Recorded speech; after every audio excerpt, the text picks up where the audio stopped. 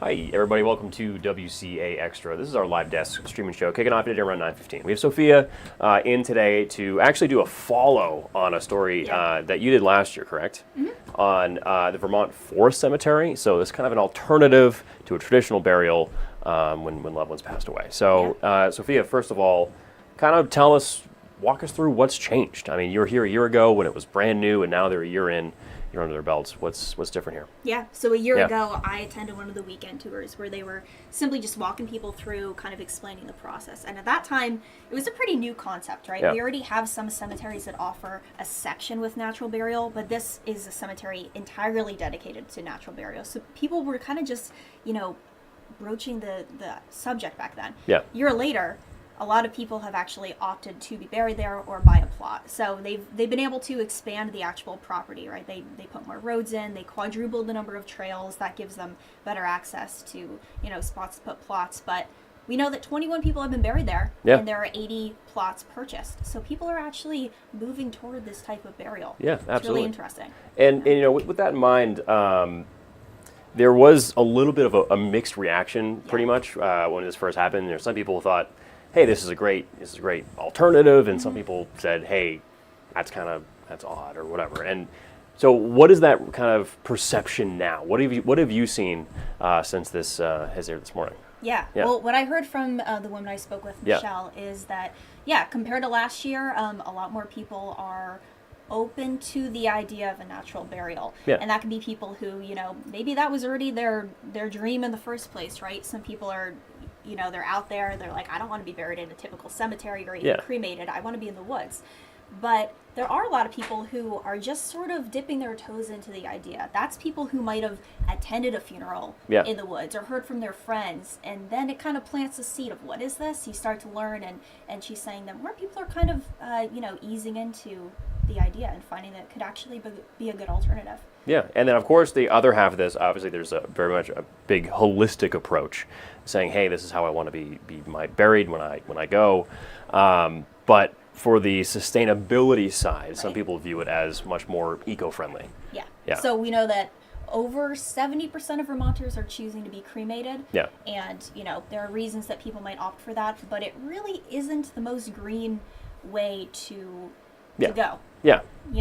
And so that produces a lot of fumes. I think you can be embalmed sometimes beforehand. And this has been shown, green burials are the greenest way quite literally, to go at this point, because you're being buried, no chemicals, in a biodegradable container. So you are truly returning to the earth. You're going to be able to decompose and become part of that forest. So that's what makes it so green. And that is a huge bonus for people who are buried there right now. Yeah, absolutely. I think there really it plays to a lot of people who want just a different way to be buried, but also the sustainability aspect as well. So that in mind, I think we'll pull it up, and you can kind of get a better idea of what we're talking about. And we'll pull it up. Let's do it. Let's do it.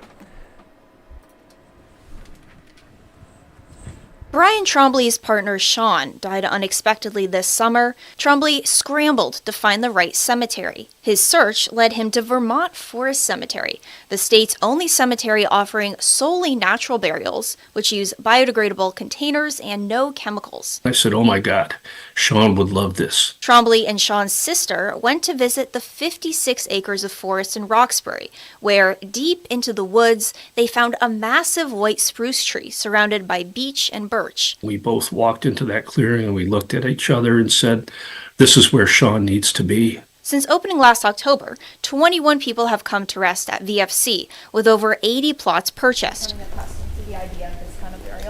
They're buried in biodegradable caskets or shrouds made of natural materials. Families carry bodies to the gravesite, lowering and covering them with soil by hand. VFC founder Michelle Hogel-Achiavati says many find peace in the process. Grief is an emotion that demands action.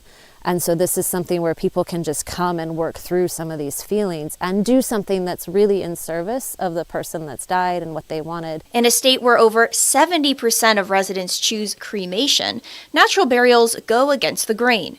Trailblazers want to decompose naturally without environmentally harmful materials, and they become part of the forest. One mother told Hogel Achyavati that made her child's death feel less like a goodbye. Here she is, it's an ending, burying her child, and she said instead it felt like something new was beginning here. Among friends and family, Trombley laid Sean to rest this June.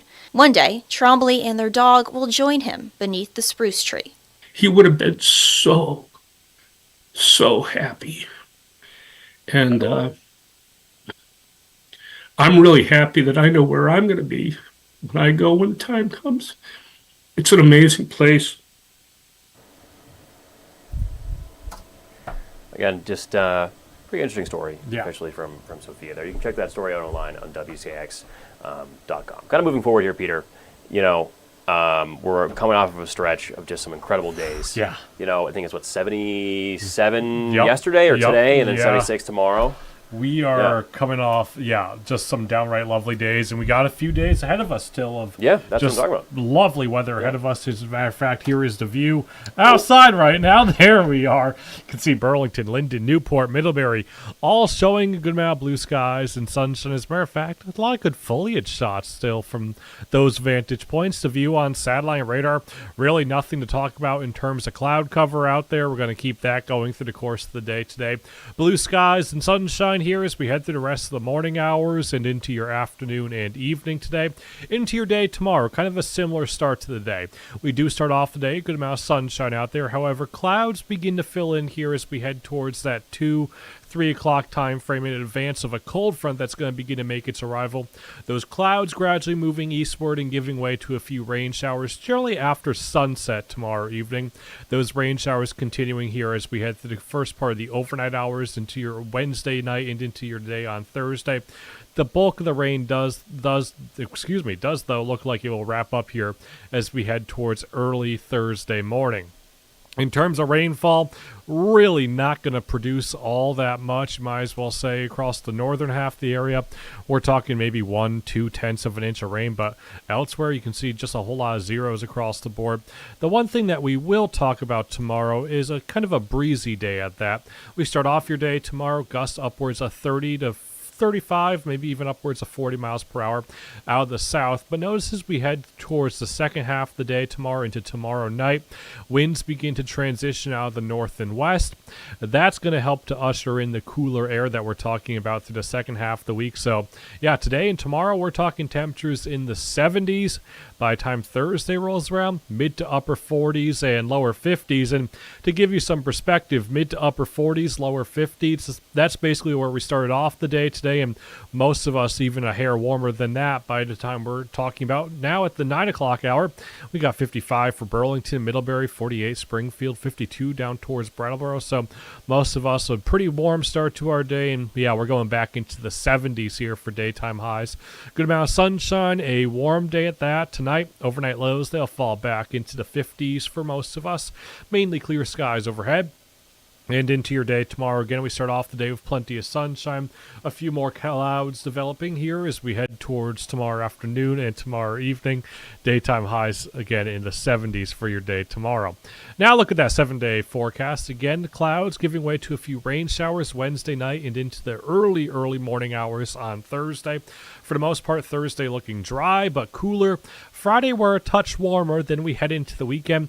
I think there is a second cold front once again here as we head into that Saturday into Sunday time frame, and take a look at what it does to our temperatures for Sunday. Temperatures in the mid to upper 40s for daytime highs on Sunday. The one thing I will say is while we're kind of transitioning from the 70s back into the 40s, looking out past the 7-day forecast, so past next Monday, it does look like we start to warm up once again as we head towards midweek next week, Halloween and all that. So I think the big thing on people's mind, Peter, especially now that we're 9 days away from Halloween, nobody wants rain on Halloween. Nobody wants bad weather. So keep that in mind. Fingers crossed. Yeah, absolutely. But good mix. The way I know a lot of us talked about our plans this weekend. Yeah. Still a great time to get outside. Yep. Yeah, thank you, Peter. I think it does for us here on WCA Extra. Of course, you can see Peter and I in just a couple hours on Channel 3 News at noon. All of our content on WCAX.com. And, of course, our evening shows as well. I think with that in mind, we'll let you guys go and get to it.